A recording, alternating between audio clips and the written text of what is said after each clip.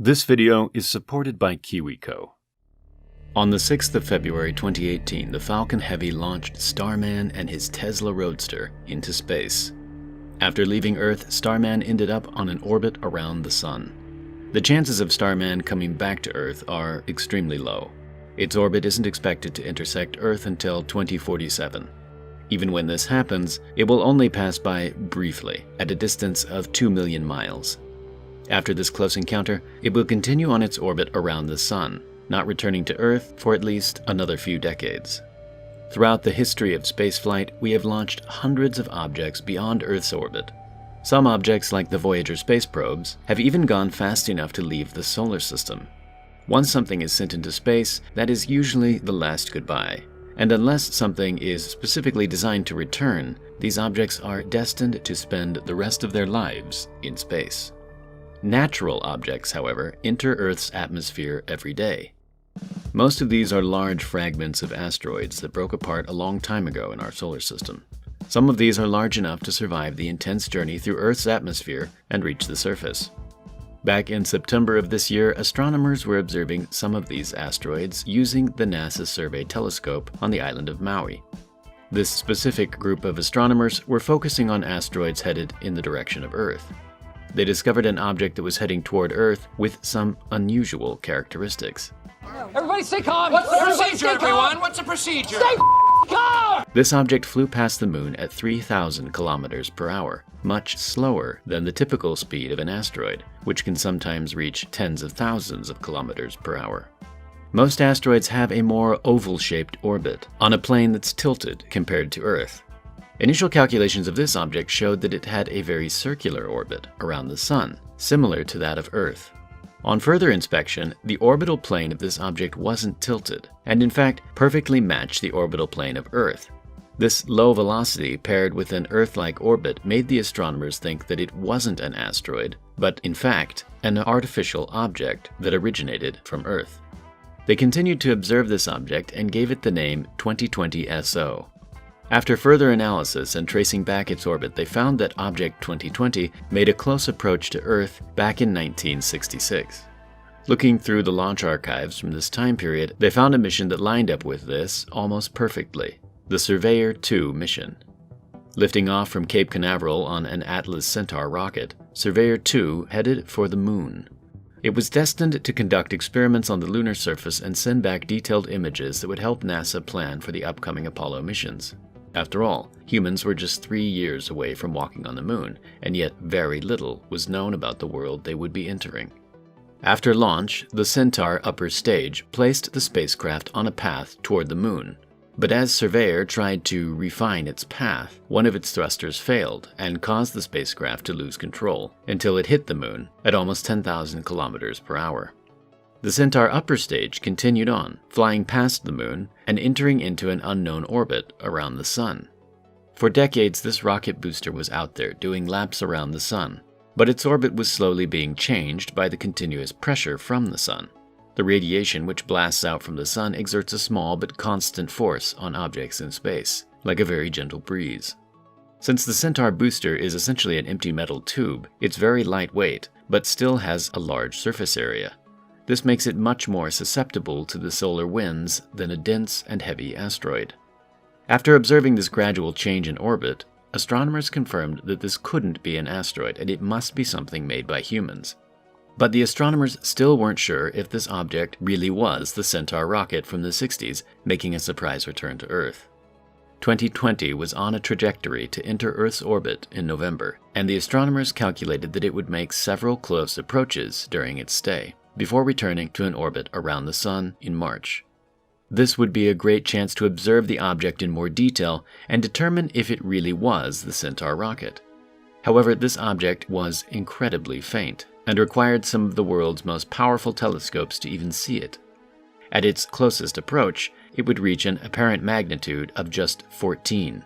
On the magnitude scale, objects only become visible to the human eye once they reach 6 or below. To put this into perspective, most of the planets in our solar system have a magnitude below 1, and even they can be difficult to spot with the naked eye. The only way scientists could prove this was the Centaur rocket would be to find out if it was made from the same material, 301 stainless steel. In order to do this, scientists took over NASA's infrared telescope in Hawaii and began doing spectroscopy observations. This telescope has a 3-meter wide mirror and is located at an altitude of 4,000 meters on top of a mountain. It can measure a wide range of wavelengths in the infrared spectrum, allowing it to perform spectroscopy observations. This technique is often used to study the atmosphere of distant exoplanets to determine what elements they are made of. As a planet passes in front of its star, the molecules in the atmosphere absorb light at specific wavelengths. By observing these dips in the specific wavelengths, we can compare it to the data we have here on Earth and determine which atoms and molecules are present in the atmosphere. The same technique can be used on a solid object to determine its material. The atoms and molecules that make up stainless steel will emit and absorb light at very specific wavelengths. So the scientists took spectral measurements of Object 2020 and compared it to measurements made of stainless steel here on Earth. With this data, the scientists could compare the two measurements and see if they had similar light behavior. The data showed some similarities, but the match was far from perfect. They realized that the differences in results could have been from observing ordinary stainless steel against stainless steel which had been exposed to the harsh conditions of outer space for 54 years. In order to get a real match, they would need to compare it to a piece of stainless steel that has also seen the harshness of space.